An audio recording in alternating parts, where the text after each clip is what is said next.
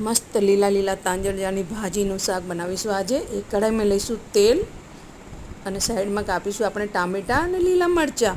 તાંજળિયાને ધોઈને સાફ કરીને સરસ મૂકી રાખી છે। હવે લસણ પણ કાપી લઈશું। તેલ ગરમ થઈ ગયું છે, એમાં નાખીશું જીરું, લસણ કાપેલી સાંતળ લઈશું, એમાં સંતળાઈ ગઈ છે। હવે નાખીશું એમાં લીલી લીલી સરસ સાફ કરેલી ભાજી। એને 5 મિનિટ સુધી થવા દઈશું મીઠું ને હળદર નાખીને। હવે એમાં ટામેટાં અને લીલા મરચાં કાપેલા નાખીશું। ટામેટાં ગળી જાય ત્યાં સુધી આપણે એને મૂકીશું, બરાબર હલાવીશું। 5 મિનિટમાં રેડી છે। આમાં ધાણા નથી નાખવાના આપણે, અને નાખીશું લાલ મરચાં આપણી ટેસ્ટને અકોર્ડિંગ, થોડા કે વધારે જેમ પણ તમને યોગ્ય લાગે નાખી શકશો।